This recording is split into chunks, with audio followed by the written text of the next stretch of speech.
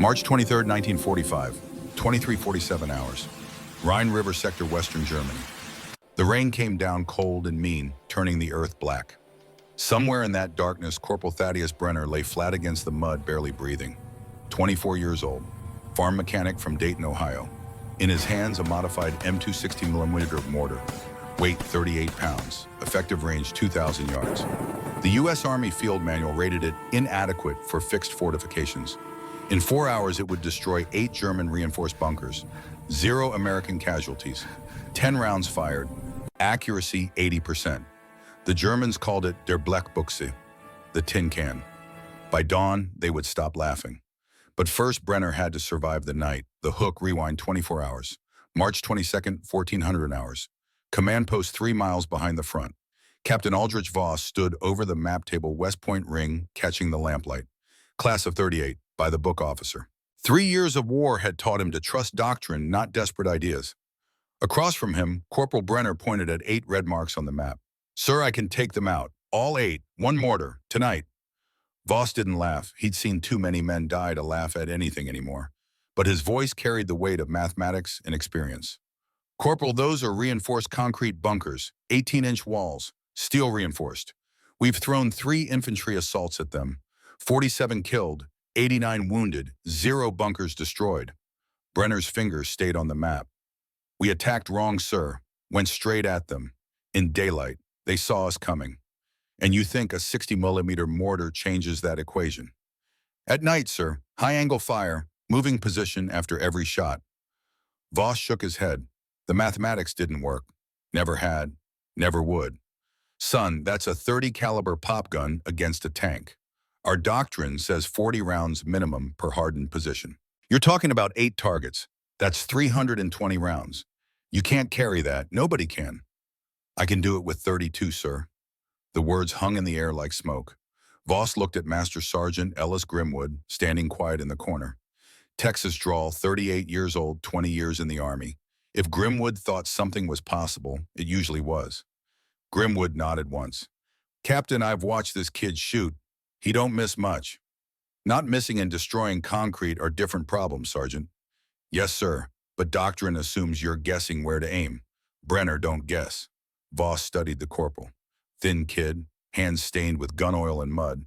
Nothing special to look at, but something in the eyes, patience, certainty. "Where'd you learn to shoot mortars, Corporal?" "Fort Benning, sir. But the trajectory work, I learned that back home." "Doing what?" "Fixing grain augers, sir. Combines, throwers. Anything that moves material through the air at an angle. Same physics as a mortar round." Voss almost smiled. "Almost. The Army doesn't pay farm mechanics to redesign infantry doctrine, Corporal." "No, sir. But my pa always said the tool don't matter if the man using it don't understand the work." Silence. Outside, artillery rumbled in the distance. The war grinding forward yard by yard, body by body. Voss looked at the map again. 8 bunkers. 8 German machine gun positions. MG-42s. 1,200 rounds per minute. Interlocking fields of fire. A 400-yard kill box that nothing could cross. And tomorrow at 0600 his battalion had orders to cross it anyway. Operation Plunder. The great push across the Rhine. Thousands of men, hundreds of boats, the entire weight of the Allied advance balanced on a dozen crossing points. This was one of them. If those bunkers stayed operational, his boys would die in the water, hundreds of them. He'd have to write the letters. "Dear Mrs. Johnson, your son died because I didn't have the imagination to trust a farm kid with a tin can mortar." He looked at Brenner again. "You really think you can do this?" "Yes, sir." "That's not confidence talking, is it? That's math." "Yes, sir. I've been watching those bunkers for 3 days. I know the distances. I know the angles. I've done the calculations." Voss turned to Grimwood. "Grimwood, Sergeant, your honest assessment. Can he do it?" Grimwood didn't hesitate. "Sir, if anybody can, it's him. But I ain't gonna lie to you. It's a suicide run either way. If he fails, he's dead. If he succeeds, Germans will be hunting him all night. Odds aren't good." Voss looked at Brenner. "You understand what the sergeant just said?" "Yes, sir." "And you still want to try?" "Sir, I didn't volunteer because I want to die. I volunteered because I know I can do it. And if I don't, a lot more men die tomorrow morning when we try to cross that river." The mathematics of war. The cold calculus of acceptable losses. Voss made his decision. You've got 6 hours, Corporal, midnight to dawn. You take out those bunkers we cross at first light. You fail. He didn't finish the sentence. Didn't need to. Brenner straightened. I won't fail, sir. The crisis quantified. The briefing lasted 30 minutes. Grimwood spread reconnaissance photos across the table.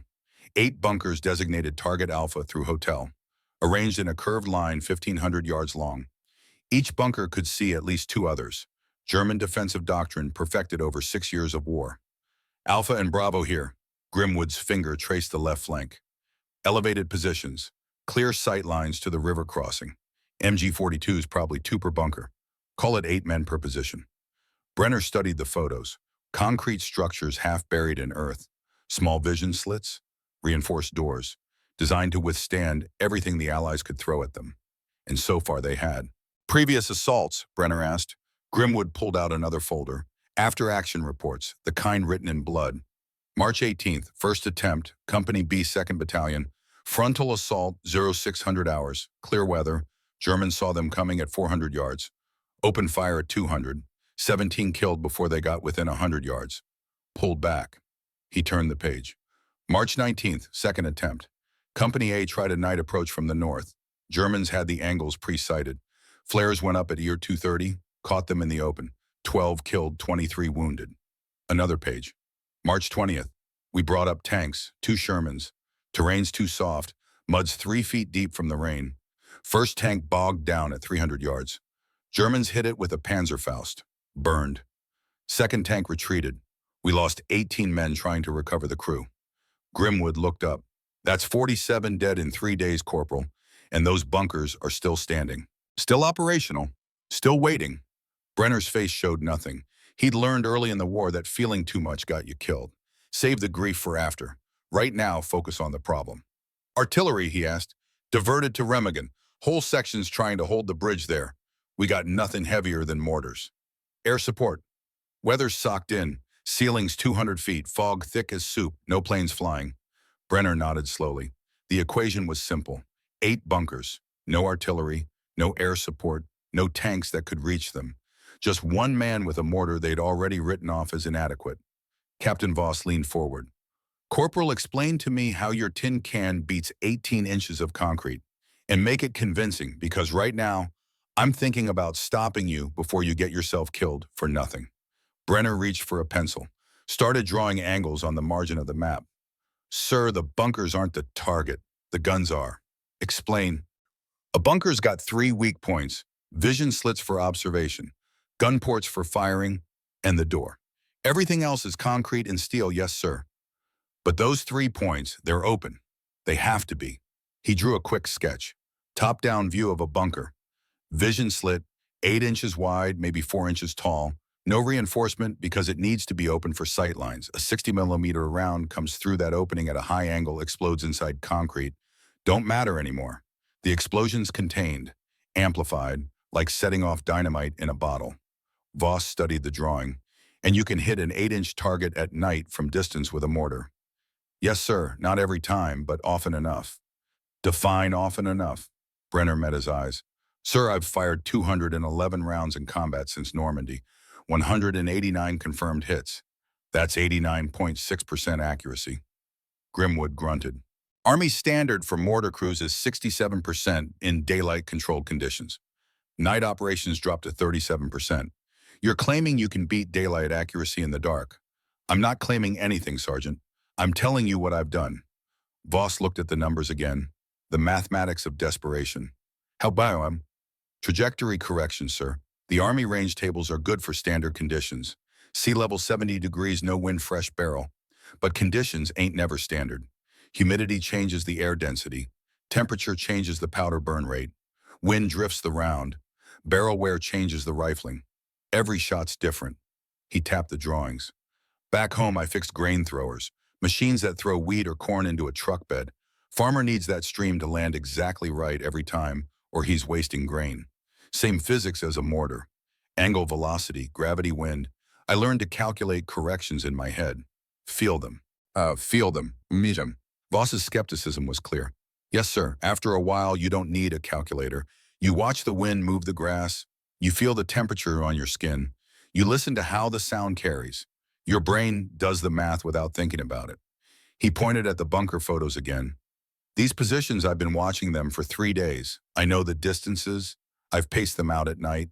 I know where the wind swirls around that ridge. I know where the ground's soft enough to muffle my footsteps. I know which bunker shoots first when they hear a noise. You've been that close. Close enough to hear them talking, sir. Voss and Grimwood exchanged looks. Either this kid was crazy or he was the most careful scout they'd ever met. All right, Voss said. You've convinced me you can maybe hit them. Now convince me you can survive doing it. Brenner pointed at his modified mortar standing in the corner. Standard M2 weighs 42 pounds with the bipod. Mine weighs 38. I cut the bipod down, filed the base plate thinner. Easier to carry, faster to set up. Army didn't approve those modifications. No, sir, but they work. I've fired 400 rounds through this tube. Never failed. Modifications weaken the structure. Modifications make it portable, sir. I can move after every shot. Germans won't know where I am. They can't counter battery what they can't locate. Grimwood picked up the mortar, examined it. This is good work. Clean welds. Balanced. You do this yourself. Yes, Sergeant. Had a machine shop back home. My pa taught me metalwork. Your pa teach you to violate Army regulations too. He taught me that rules are guidelines, Sergeant, and when the situation's outside the guidelines, you adapt or you die. Voss looked at his watch, 1430 hours. In 10 hours, Brenner would either be a hero or a corpse. One more question, Corporal. 32 rounds for 8 bunkers. That's 4 rounds per target. Our doctrine says 40 minimum. Why are you so confident 4 will do it? Brenner's answer came without hesitation. Because doctrine assumes you're shooting blind, sir. Bracketing fire, adjusting by observation, walking rounds onto target. That takes ammunition. But if you know exactly where the target is and you know exactly how to hit it, you don't need 40 rounds. You need 1, maybe 2 for insurance. And if you're wrong, then I use more rounds, sir. I'm carrying 32. That's my maximum load. But I don't plan on using them all. Voss looked at the map one last time. 8 red marks, 8 bunkers, 8 positions that had already killed 47 American soldiers. Tomorrow, if those bunkers still stood, the number would be 200, maybe more. All right, Corporal, you've got your mission. Grimwood will help you prep. But understand this, you're on your own out there. No radio, no support. You get in trouble, we can't help you. Understood, sir. And Corporal, one more thing. If this works, if you actually pull this off, I'm putting you in for a medal. But if you die trying, I'm the one who has to write the letter to your family. So do me a favor, don't die. Brenner almost smiled. I'll do my best, sir. The hero forged. Brenner spent the next 6 hours preparing. The mortar came first. He'd already modified it, but now he stripped it down completely. Checked every weld. Examined the bore for cracks. Tested the firing pin spring. A weapon was only as reliable as the man who maintained it, and tonight reliability meant survival. Grimwood watched him work. You learned this in the Army. Some of it, the rest I learned fixing farm equipment. Same principle. Metal under stress. Moving parts. Things that got to work right the first time every time.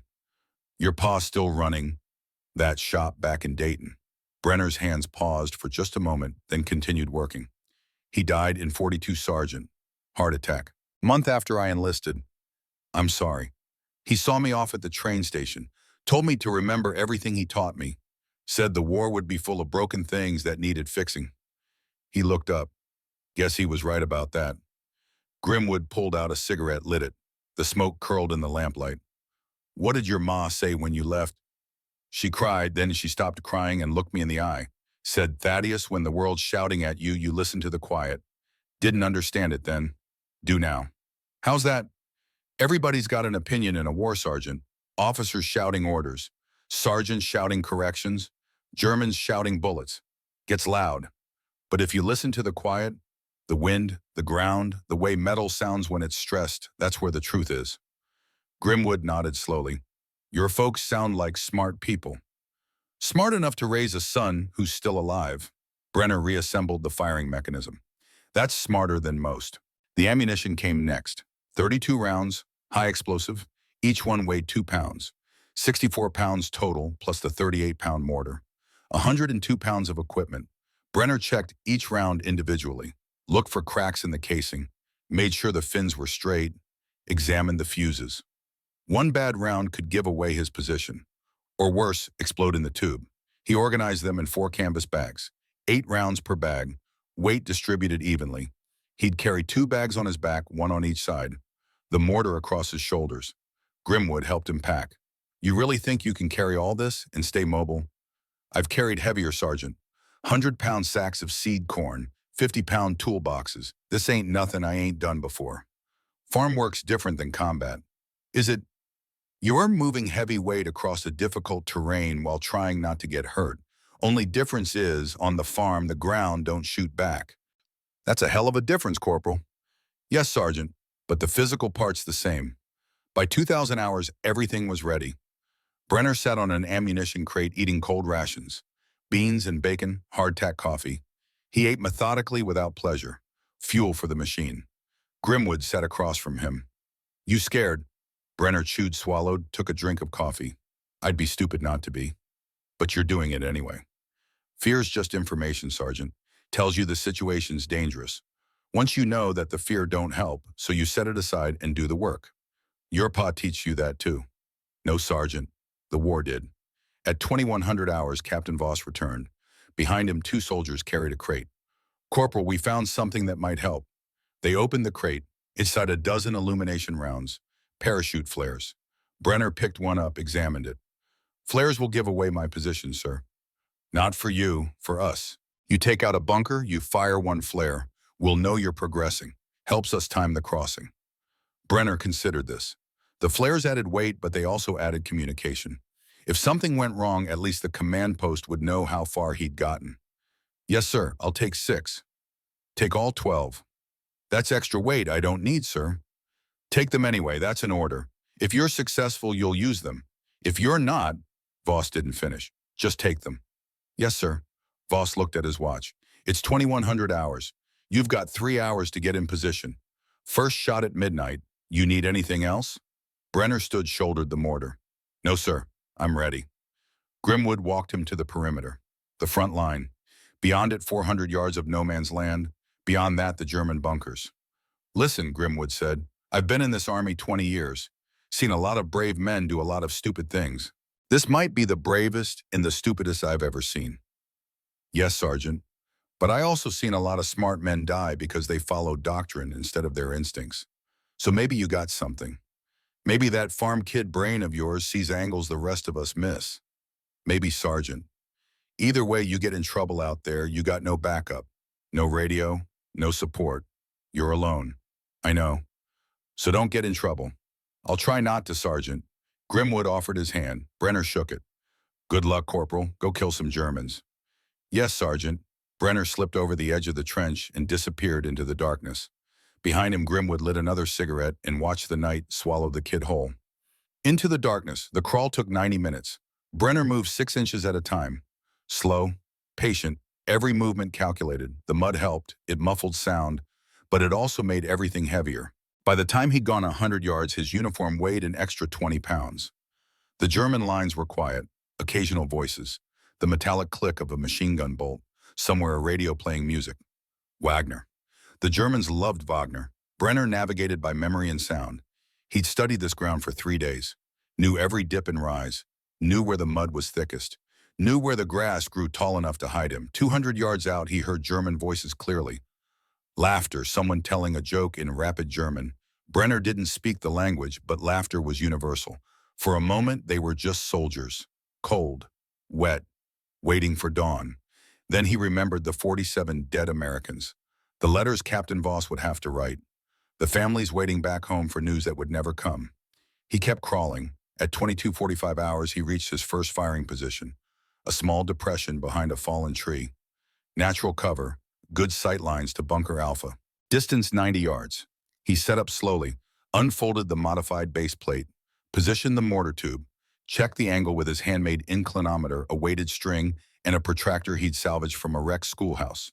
The math ran through his head automatically now. Distance 90 yards. Elevation needed 43 degrees. Wind negligible at this range. Temperature 41 degrees. Humidity high. Barrel cold. He made his adjustments. Added half a degree for the cold barrel. First shot always flew different. Metal contracted in the cold changed the interior dimensions microscopically, not enough to matter to most shooters. But Brenner wasn't most shooters. He loaded the first round into the tube. His watch read 23:47 hours, 13 minutes early. He'd allow himself a moment to breathe, to center himself. The rain continued, cold drops running down his face. His hands were numb, but that didn't matter. Muscle memory would handle the mechanics. His mind needed to stay sharp. He thought about his father, George Brenner, standing in the shop on a cold morning teaching a 15-year-old boy how to calculate the angle for a grain auger. Son, when the angle's wrong, don't force it. Stop. Breathe. Let the metal tell you what it needs. And his mother, Mary Brenner, standing on the porch the day he left for Fort Benning. When the world's shouting, you listen to the quiet. The world was about to start shouting. Brenner took a breath, held it, released it slowly. At exactly midnight, he dropped the first round into the tube. The soft thump echoed across the darkness. The round arced high, invisible against the black sky. 3 seconds of flight time. Then the night exploded with light and sound. Bunker Alpha erupted. Secondary explosions. Ammunition cooking off. Flames licking out through the vision slit. For a moment, total silence. Even the rain seemed to pause. Then the chaos began. German voices shouting. MG-42s opening fire blindly into the darkness. Flares shooting into the sky. But Brenner was already gone, moving to his second position, leaving nothing behind but mud and spent propellant. 8 bunkers, 7 to go. The Tin Can War had begun. Bunker Bravo. The pattern emerges. The explosion at Bunker Alpha still echoed across the valley when Brenner reached his second position, 150 yards north. 43 minutes of crawling through mud that tried to swallow him whole. His watch read 0043 hours, 43 minutes since the first shot. Behind schedule. He'd planned 20 minutes between positions, but the ground was worse than he'd anticipated. He set up behind a collapsed stone wall, pre-sighted the angle to Bunker Bravo, distance 120 yards. Slight elevation advantage to the target.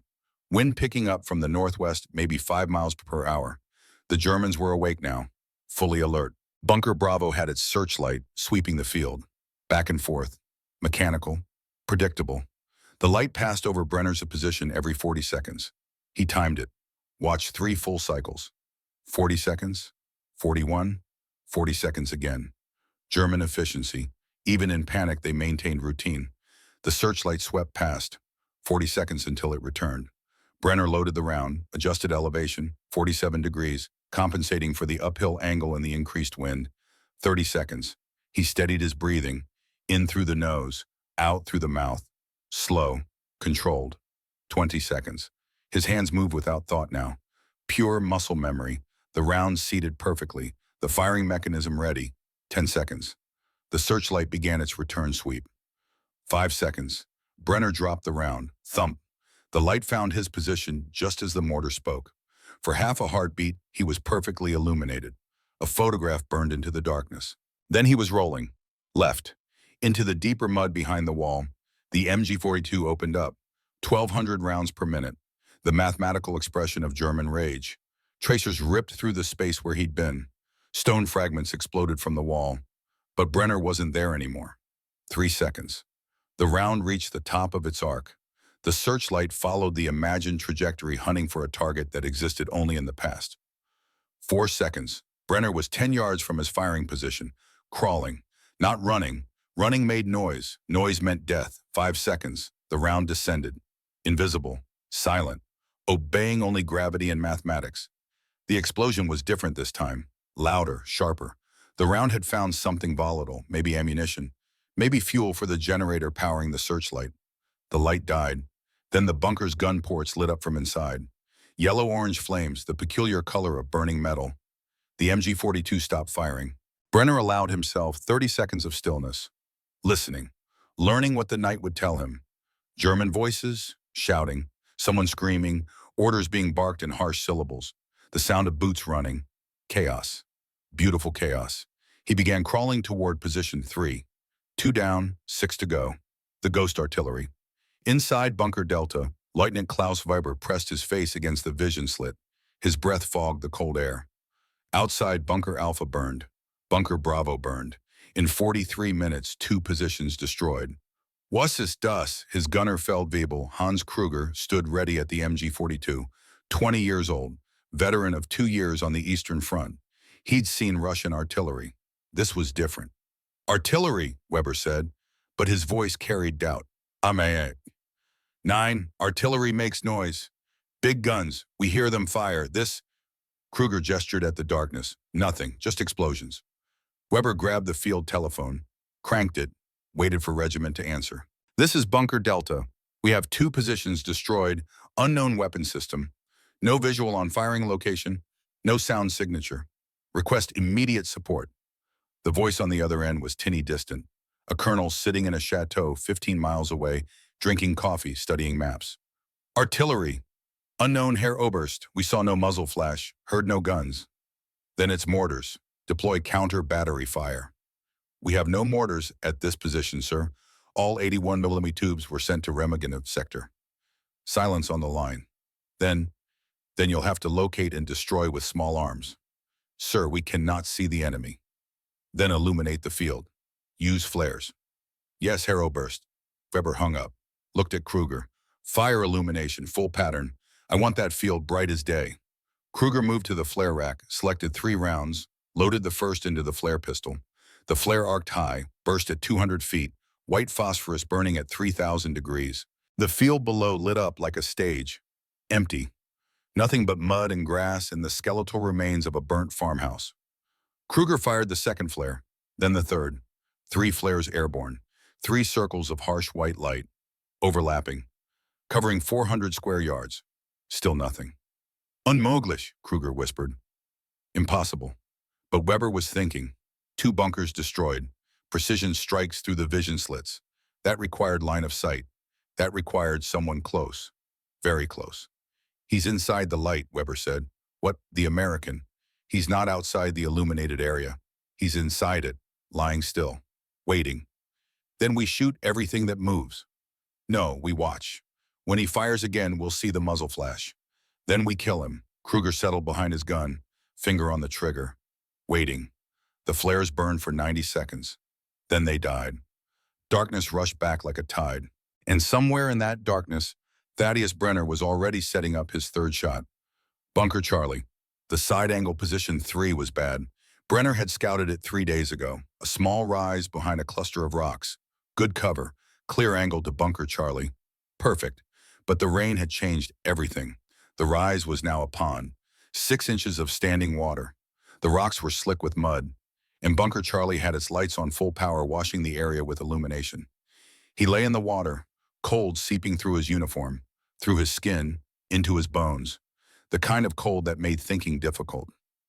He couldn't stay here. The water was too deep. He couldn't get a stable platform for the mortar. The base plate would sink, the angle would shift, the shot would miss. He had to move. There, 70 yards west, a drainage ditch. He'd marked it on his 3rd day of observation. 4 feet deep, overgrown with weeds. The Germans wouldn't have bothered to clear it. It ran parallel to their line, but parallel meant angles. Parallel meant he could shoot along the bunker line instead of at it. A side approach, unconventional, but possible. He started crawling. West, toward the ditch, the journey took 22 minutes, 70 yards, 22 minutes. But he made it, slid into the ditch. Water here too, but shallower. 2 inches, manageable. He set up the mortar. The angle was wrong, too oblique. He'd have to compensate. More elevation, more deflection. The math got complicated. Distance to target 110 yards. But shooting parallel meant the effective distance was different. Trigonometry, the hypotenuse. Call it 130 yards equivalent. Elevation 52 degrees. Wind from the northwest would push the round off course. Add 3 degrees right deflection. But there was another problem. Bunker Charlie's walls were thickest on the sides. 18 inches of concrete. He couldn't punch through that with a 60mm round. Not reliably. He needed the vision slit. But from this angle, the slit was partially blocked by the bunker's own structure. A narrow window, maybe 6 inches of clearance. 6 inches at 130 yards at night with wind. He loaded the round, checked his calculations twice, said a prayer to a God he wasn't sure he believed in anymore. Dropped the round. Thump. The round arced high. The wind caught it, pushed it east. Brenner watched the bunker, counting 1, 2, 3, 4, 5. Miss. The explosion came from behind the bunker, 20 yards off target, Close enough to rattle the Germans inside, not close enough to hurt them. The MG-42 opened fire, but they were shooting at the wrong location. Still looking for forward positions, not realizing he'd flanked them. Brenner loaded the second round, adjusted. 2 degrees more right deflection, compensating for that wind. Thump. This time he didn't watch the flight. He was already moving, crawling south along the ditch. The Germans would figure out his position eventually. He heard the explosion. Different sound. Not the full detonation of a direct hit, but not a miss either. He risked a look. Bunker Charlie was damaged. The vision slit was cracked. Smoke poured from the opening, but the MG-42 was still firing. Wounded, not dead. By doctrine, he should finish it. Use another round, make sure. But doctrine was written by men who had ammunition to waste. Brenner had 29 rounds left. 5 bunkers remaining. He made a command decision. Leave Charlie wounded. Move on. Risk versus reward. The mathematics of survival. He crawled toward position 4. Behind him, Bunker Charlie burned with a slow, sullen fire. 3 bunkers down. 5 to go. Bunker Delta, the fortress. Brenner reached position 4 at 0152 hours. 1 hour and 52 minutes into the mission. His body was starting to rebel. The cold, the exhaustion, the 102 pounds of equipment. His shoulders ached. His hands were torn and bleeding from crawling over rocks. His left knee had gone numb. He wasn't sure if that was cold or injury. Didn't matter, it still worked. He drank water from his canteen, ate a piece of hardtack, forced his mind to stay sharp. Position 4 overlooked Bunker Delta, the command bunker. He could tell by the radio antenna, by the extra fortification, by the fact that it sat slightly elevated from the others. This was where their officer would be, the man coordinating the defense, the brain of the operation. Kill the brain, the body dies. Distance 160 yards. Longest shot so far. Wind still from the northwest, but stronger now. 7 miles per hour, maybe 8. He set up behind a burned-out vehicle. American Jeep. Shot up weeks ago. Nobody had bothered to recover it. It made good cover now. The bunker was alert. Lights on. Gun ports manned. They knew he was coming. They just didn't know from where. Brenner studied the position. The vision slit was visible, but partially blocked by sandbags. The Germans had adapted. Learning from the previous attacks, smart, but not smart enough. The sandbags blocked the direct approach, but they didn't block everything. There was a gap, small, maybe 10 inches. On the right side of the slit, 10 inches at 160 yards. He ran the calculations. Elevation 56 degrees, deflection 4 degrees left for wind. But the gap meant he had to be perfect. No bracket fire, no adjustments. One shot. He loaded the round, the best one he had. He'd been saving it. Inspected personally 3 times. Perfect fins, fresh propellant, no dents or cracks. His hands were shaking. From cold or stress, he wasn't sure. He clenched them, opened them, forced them steady. One shot, everything on this one shot. He dropped the round. Thump. The round climbed higher than before. The increased elevation sent it on a steep arc. At the peak, the wind caught it, pushed it east. Brenner had calculated for that. The deflection compensated. The round corrected mid-flight. It descended. Fast now, gravity pulling it home. The round hit the sandbag gap, passed through, entered the vision slit. The explosion was immediate and enormous. Brenner had hit something critical. Maybe ammunition, maybe fuel, maybe the radio equipment with its batteries and electrical systems. Bunker Delta erupted, not just fire. The entire structure seemed to lift slightly, then settled. Smoke poured from every opening. The MG-42 fired 3 rounds, then stopped. Silence. Brenner waited, watching, making sure. A figure stumbled from the bunker's rear door, silhouetted against the flames. The man fell, didn't get up. Bunker Delta was dead. 4 down, 4 to go. Weber's realization. Inside what remained of the command post, Weber watched Bunker Delta through binoculars. The smoke, the flames, his command bunker destroyed. He keyed his radio to the remaining positions. All bunkers. Listen carefully. This is not artillery. This is one man, one mortar, small caliber, probably 60 millimeter. Static, then voices, disbelief. One man impossible. We've lost 3 bunkers. 4, Weber corrected. Charlie is combat ineffective. Delta is destroyed, and yes, one man. Think about it. No muzzle flash means small weapon. No sound means he's close. Very close. And he's moving between shots. Artillery doesn't move. Mortars do. Where is he, Wout? Unknown. But he's hunting us, systematically, one position at a time. Do we pull back? To where regiment has no reinforcements. We hold this line or the Americans cross the river. Those are the orders. Kruger looked at Weber from their position in Bunker Echo. Herr Leutnant, if he's one man, we send a patrol. Hunt him. Weber considered this. 12 men. Good soldiers. Hunt one American in the dark. But the American had already killed maybe 40 Germans. In 2 hours, without being seen. No, Weber said. We send a patrol, we lose the patrol. This American knows something we don't. He's using the ground, the darkness. Then what do? We adapt. Close the vision slits when not actively observing. Shoot only when we have a target, conserve ammunition, and we wait for reinforcements. Weber looked at his map. 8 bunkers when the night began, now functionally 4. Alpha destroyed, Bravo destroyed, Charlie damaged, Delta destroyed, Echo Foxtrot Golf Hotel. 4 bunkers, 4 positions. And somewhere in the darkness, a farm boy from Ohio was doing mathematics that shouldn't be possible. The reinforcements arrive at 0208 hours. German reinforcements reach the bunker line. 40 soldiers, 2 half-tracks. Sent from the reserve position, 5 miles east. The officer in charge was Hauptmann Friedrich Steiner, 42 years old, professional soldier. 3 years on the Eastern Front. He found Weber near Bunker Echo. Weber's face was blackened with smoke. Report, Steiner said. 4 bunkers destroyed, Charlie damaged, Echo Foxtrot Golf Hotel still fighting. Artillery, 1 man, American, mortar, small caliber. Steiner stared at him.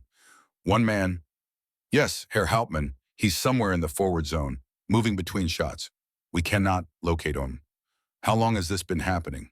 2 hours. Steiner looked at the burning bunkers. 4 positions destroyed, maybe 50 men dead or wounded, by 1 American. Where are your patrols? I haven't sent any. He would kill them in the dark. Steiner considered this. Weber was right, but waiting felt like cowardice. Then we light up the field, everything. All flares, all searchlights, continuous illumination. He can't hide if there's no darkness. He'll wait for the lights to fail, sir. Then we don't let the lights fail. We keep them burning until dawn. 2 hours. We can hold 2 hours. Weber nodded slowly. It might work. It will work. Deploy your men. Defensive perimeter. 200 yards forward of the bunkers. Orders went out. Soldiers deployed. A defensive line formed. At 02:15 hours, the flares began. Not individual shots. Mass launch. 20 flares in the air simultaneously. The field lit up like noon. And there, caught in the open 180 yards from Bunker Echo, was Corporal Thaddeus Brenner. Contact. Brenner saw the lights coming. Had maybe 3 seconds to react. He was in a bad position, crawling across open ground. The nearest cover was 40 yards away. A small depression. He ran, not crawled. Ran. The mortar banging against his back.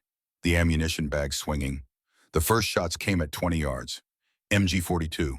Tracers walked toward him. He dove, slid on his chest, into the depression, barely deep enough to hide a man. The fire intensified. Not just one gun now, multiple positions. Rounds cracked overhead, impacted the dirt around him. He pressed himself flat. The equipment on his back made him taller. A bigger target. The base plate dug into his spine. He shifted slightly. A round hit exactly where his head had been 1 second before. He lay still, perfectly still, playing dead. The firing continued for 2 minutes, sustained, disciplined. Then the firing stopped. Gradually, one gun stopping, then another, until silence. Brenner waited, not moving, barely breathing. German voices, calling to each other. Had they hit him? Was he dead? Someone suggested moving forward to check. An officer's voice, harsh. No. Wait for dawn. If he's dead, he'll still be dead in 2 hours. If he's alive, he'll reveal himself. The voices faded. Brenner was trapped, pinned by light and guns. The depression hit him from direct fire. But the flares kept burning, new ones launching as old ones died. He checked his watch. 0218 hours, dawn at 0600. 3 hours and 42 minutes. He had 4 bunkers left to destroy, and he couldn't move. The mathematics had changed, dramatically. Echo, the prisoner shot. Brenner lay in the depression for 30 minutes, not moving, thinking. 4 bunkers left. Echo Foxtrot Golf Hotel. He could see Echo from here. 140 yards. Good angle. Clear shot. But if he fired, he'd reveal himself. The Germans would kill him before he could relocate. Unless. He pulled the mortar from his back. Slowly. Carefully. Set it up in the depression. The base plate sank slightly into the soft ground. Not ideal, but workable. He loaded around, calculated the angle by feel. His inclinometer was useless in this position. He couldn't see it, so he used his hands, his fingers, muscle memory. 54 degrees, he thought. Maybe 55. But before he committed to the shot, he heard something. Voices from Bunker Echo. Not German, English. He froze. Listened. Told you it was Tuesday. A weak voice. American accent. Midwestern. Shut up, Mitchell. Save your strength. Another American. Tired. Defeated. Prisoners. The Germans had American prisoners inside Echo, using them as human shields. Brenner's mind raced. The shot he'd planned straight through the vision slit would kill everyone inside. German and American alike. He couldn't do that, but he also couldn't leave Echo operational. The bunker had clear sight lines to the crossing point. If it stayed active, Americans would die in the water tomorrow. Mathematics of war. The cold calculus. 3 prisoners versus 200 crossing troops. He recalculated. Instead of hitting the vision slit, he'd target the rear wall. The concrete was thinner there, 18 inches instead of 24. The explosion would be directed backward, away from the front chamber where the prisoners would be held. Risky. The round might not penetrate, might bounce off, might alert the Germans without destroying the position, but it was the only way to save the prisoners and complete the mission. He adjusted his aim, 57 degrees elevation, 2 degrees more deflection to account for the longer flight path around the bunker's profile. He pulled one of the illumination flares from his pack. Signal flares, not for the Germans, for the Americans. He set up the flare pistol, aimed it northeast, away from the bunkers, away from the Germans. Then he dropped the mortar round. Thump, the sound echoed. The Germans reacted instantly, guns swinging toward his position. Brenner fired the flare. High and away, the flare burst, 200 yards northeast. Bright, obvious. For 3 seconds, every German eye looked at the flare. The unexpected light, the new target. In those 3 seconds, Brenner's mortar round descended. The explosion was immediate, but different. The bunker didn't erupt with fire. Instead, the rear wall collapsed inward. Dust and smoke poured from the gun ports. The MG-42 stopped firing. 30 seconds later, Brenner saw movement. 3 figures stumbling from the bunker's rear door. Americans, hands raised, confused, alive. The Germans inside were dead or unconscious. The prisoners walked toward the American lines, slowly, like men who'd forgotten how to be free. But Brenner wasn't watching. He was crawling. East, away from his firing position, using the moment of confusion, using the darkness between flares. The Germans opened fire, but they fired at where he'd been, at the depression. They poured 200 rounds into empty ground. Brenner crawled 50 yards, found new cover behind a collapsed tree.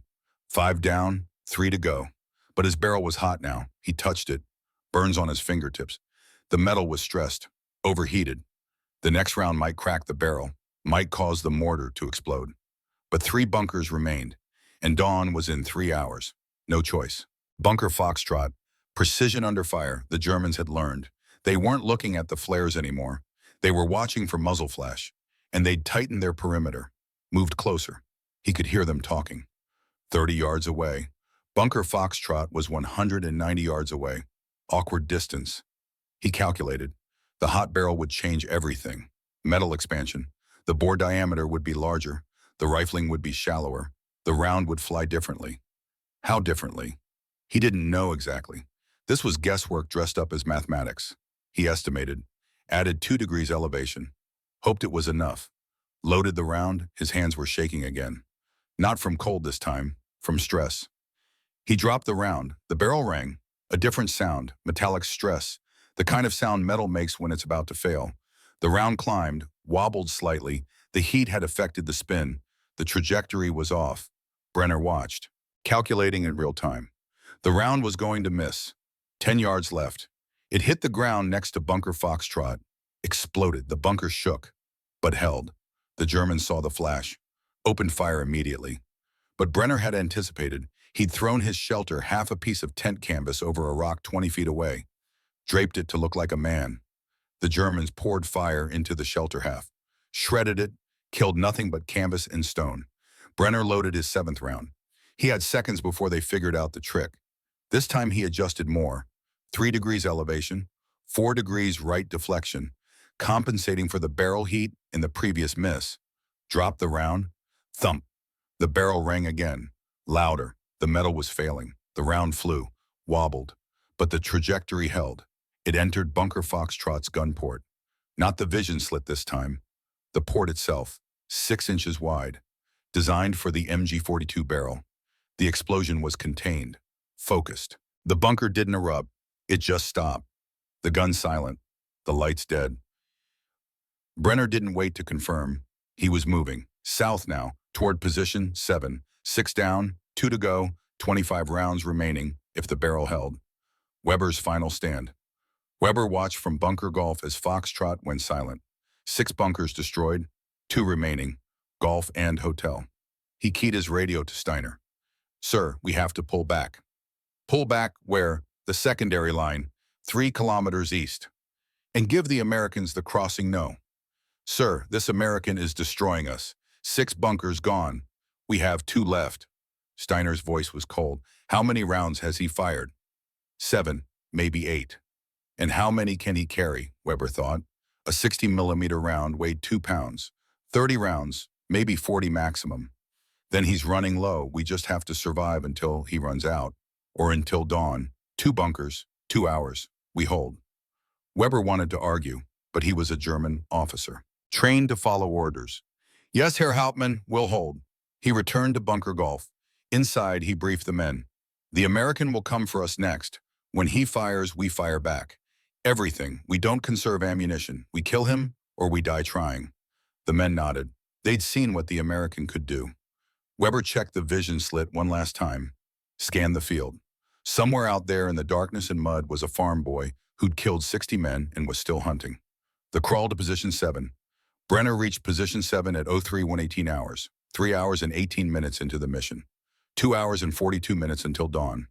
2 bunkers left, Golf and Hotel. 25 rounds in reserve. Position 7 was a drainage culvert under a destroyed bridge. Good cover, excellent concealment. But the angle was bad. He'd have to shoot almost horizontal. He set up anyway, no choice. The Germans had locked down the field. Bunker Golf was 210 yards away, the longest shot of the night, at a low angle, with a damaged barrel. He touched the mortar tube, still hot, but cooling. The rain helped. He waited, letting the barrel cool. 5 minutes. 10. Every minute brought him closer to dawn. But shooting with an overheated barrel was worse than not shooting at all. At 03:29, the barrel was cool enough, not cold, but manageable. He loaded his 8th round. The round seated poorly, caught on something inside the tube. The expansion had warped the bore. He pushed, felt resistance, pushed harder. The round dropped into place. This round would either kill the bunker or kill him. No middle ground. He dropped it. The sound was wrong. A scraping, metal on metal, the round tumbling as it left the tube. But it flew. Somehow. The trajectory was chaos. Wobbling, but it climbed, reached apogee, descended, hit 10 feet short of bunker Golf, exploded in the mud, miss. But the explosion was close enough.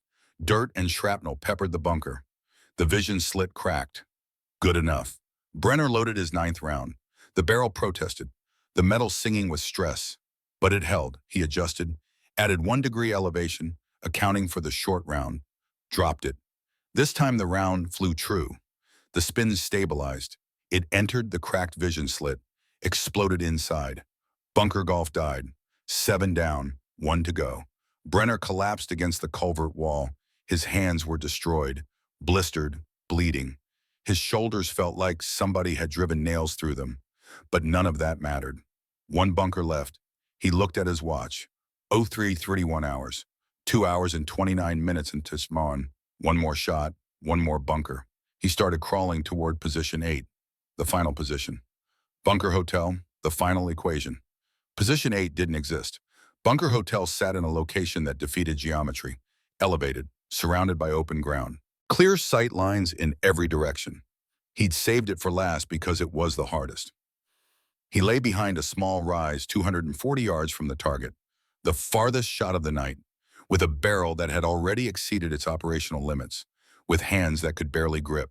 The mathematics were clear. At this distance, with this equipment, in these conditions, the probability of a successful hit was approximately 30%. 30%.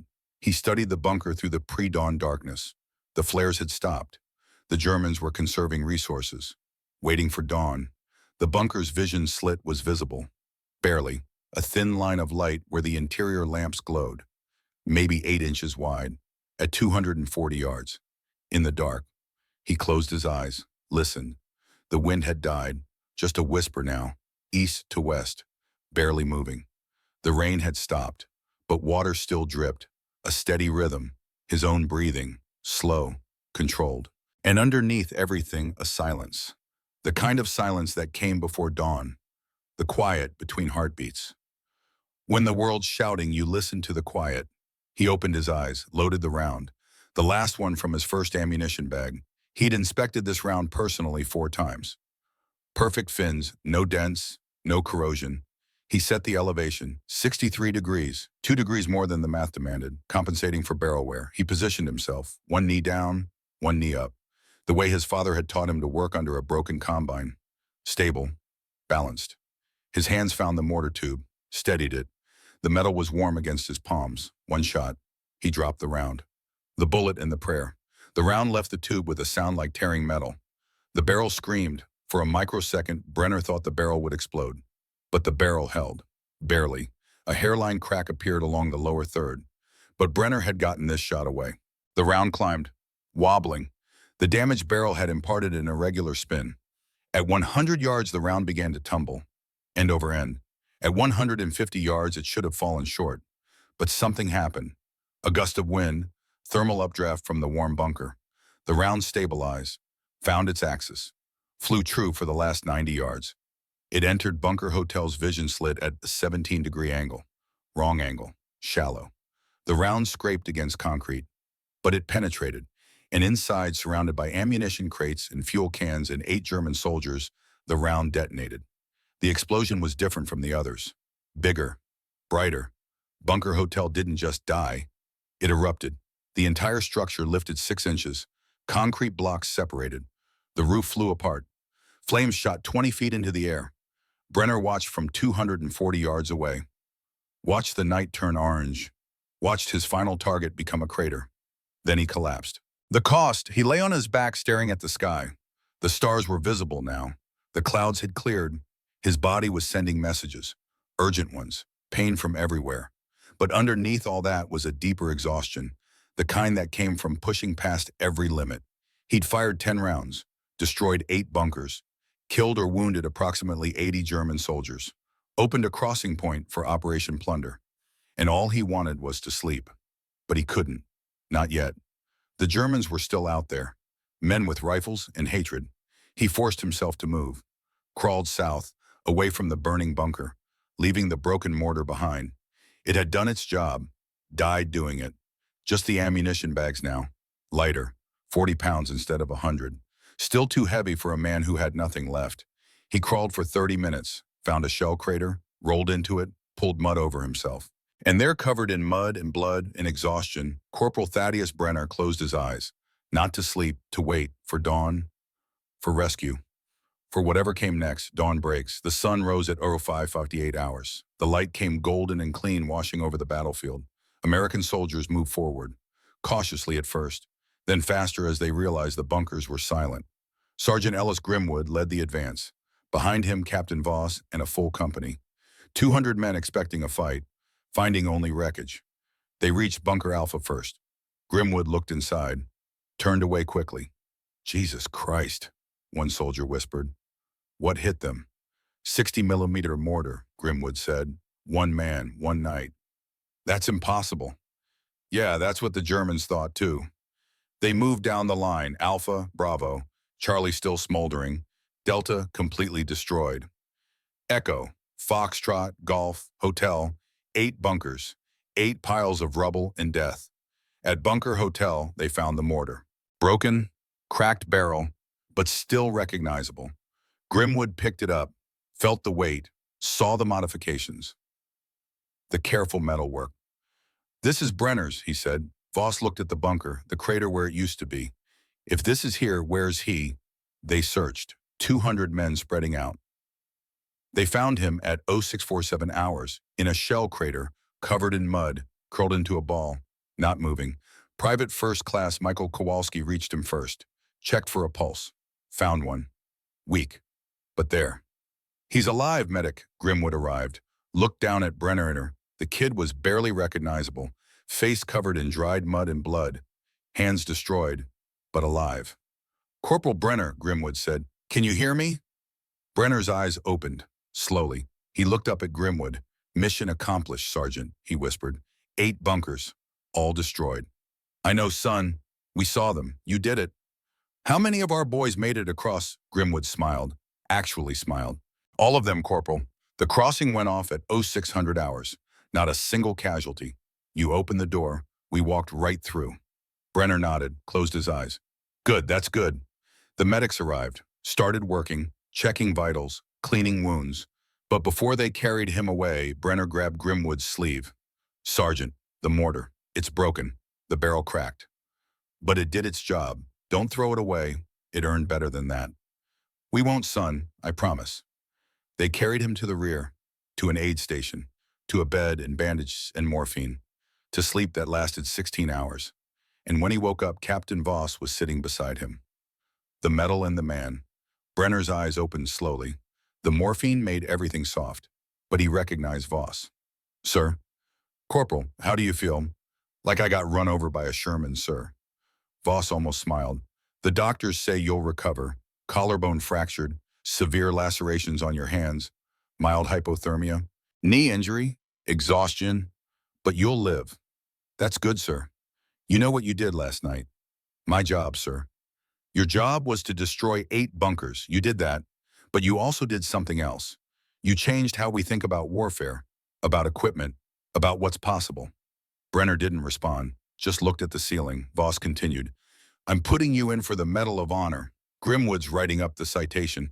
For conspicuous gallantry and intrepidity at the risk of his life above and beyond the call of duty. That sound about right? Brenner turned his head, looked at Voss. Sir, I don't need a medal. I just need to know our boys made it across that river. They did, all of them. Operation Plunder is ahead of schedule. We're pushing east, Berlin by May if this pace holds, and it holds because of what you did. Then that's enough, sir. Voss stood, put an envelope on the bedside table. Whether you want it or not, you're getting the medal. And you know why?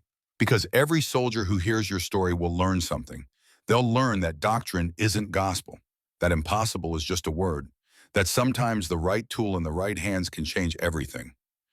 He moved toward the door, stopped, turned back. Your father would be proud, Corporal. I hope so, sir. He taught me everything that mattered. And your mother, Brenner smiled, first time in days. She taught me to listen to the quiet. Turns out that's worth more than all the Army manuals ever written. After Voss left, Brenner lay in the silence. He thought about Ohio, about a shop that smelled like oil and metal, about a father teaching patience, about a mother teaching stillness. He thought about going home, about fixing combines and grain augers and all the broken machines that would need attention after the war. He thought about never firing a weapon again, about never calculating trajectories for death. And somewhere in that quiet place between thought and sleep, he made a promise to himself. When this war ended, he would go home. He would open his father's shop. He would teach other people how to fix things instead of breaking them. The morphine pulled him under, into sleep, into dreams of Ohio springtime and machines that created instead of destroyed. Epilogue, The Tin Can Legacy. 6 months later, August 1945, Dayton, Ohio. Thaddeus Brenner stood in his father's shop. The sign outside read, Brenner Agricultural Repair, Este 1923. He'd repainted it last week. Inside, the smell was exactly as he remembered. Oil and metal and sawdust. The workbench where his father had taught him. The tools still organized the same way. Everything familiar. Everything safe. A farmer brought in a broken grain auger. Thrower mechanism jammed. Angle wrong. Brenner studied it, calculated the trajectory in his head, saw the problem immediately. A bent support arm. Changed the angle by 3 degrees. He fixed it in 20 minutes. The farmer paid, asked about the war. Brenner gave short answers. Yes, he'd been in Europe. Yes, he'd seen action. No, he didn't want to talk about it much. The farmer left. Brenner returned to his workbench. The Medal of Honor sat in a drawer, in a box, unopened since the ceremony. He'd accepted it because Voss had insisted, had shaken General Eisenhower's hand, had listened to a speech about valor and sacrifice. Then he'd come home. Back to the shop, back to the quiet. A letter arrived that afternoon from Master Sergeant Ellis Grimwood, retired now, living in Texas. The letter talked about Fort Benning, about the new field manual, FM 2385 Revised Edition, a whole chapter on night assault tactics using light mortars, Brenner's methods, Brenner's mathematics. The letter said they were calling it the Brenner Doctrine, said his one night had changed infantry tactics for the entire service. The letter ended with a question. Would he consider teaching by coming to Fort Benning? Brenner folded the letter, put it in the same drawer as the medal, closed it. No, he wouldn't teach killing, not anymore. But he would teach fixing. He'd already talked to the technical school downtown. They needed an instructor for mechanical engineering, basic physics, trajectory calculation. He could teach that, could pass on what his father had taught him, that tools were just tools, that knowledge was neutral, that the difference between creation and destruction was only in how you chose to use what you understood. His first class started in September 1946. 12 students, all veterans, men who'd seen what machines could do in war, who wanted to learn what they could do in peace. One student, a former artillery officer named Robert Chen, asked on the first day, "Professor Brenner, is it true you destroyed 8 bunkers with a mortar?" Brenner paused. The other students leaned forward. They'd heard the rumors. "Yes," he said simply. "How, same way you'll fix an engine or design a bridge. Understand the physics. Do the math. Don't force what won't work. And remember," he looked at each of them, "every calculation you make is a choice. You can use math to destroy or to build. The numbers don't care, but you should." Chen nodded slowly. 43 years later, he'd write in Brenner's obituary, "He taught us that precision was moral, that being good at something meant choosing carefully what to be good at." That first class of 12 became engineers, architects, teachers. None became soldiers. Brenner considered that his real victory. Outside, the sun was setting, golden light fading to dusk. Soon it would be dark. But Brenner wasn't afraid of darkness anymore. He'd learned to navigate it, to use it, to survive it. And more importantly, he'd learned to come home from it. Post-credits, 79 years later, National Infantry Museum, Fort Moore, Georgia, 2024. The exhibit occupied an entire wall, 8 panels, each one detailing a different bunker. The timeline, the tactics, the mathematics. In the center under glass sat a mortar tube, cracked, battle-scarred, with a small plaque M2 60mm mortar used by CPL Thaddeus Brenner, March 23, 1945, Rhine River crossing Operation Plunder. 8 bunkers destroyed, 10 rounds fired, first shot accuracy 70%, mission time 3 hours 31 minutes, 0 friendly casualties. Below that, a longer explanation. Corporal Brenner's actions fundamentally changed U.S. Army infantry doctrine. His techniques, trajectory, correction, mobile firing positions, night assault tactics are still taught today. The M24 60mm mortar, the modern successor to Brenner's weapon, remains standard issue to infantry units worldwide.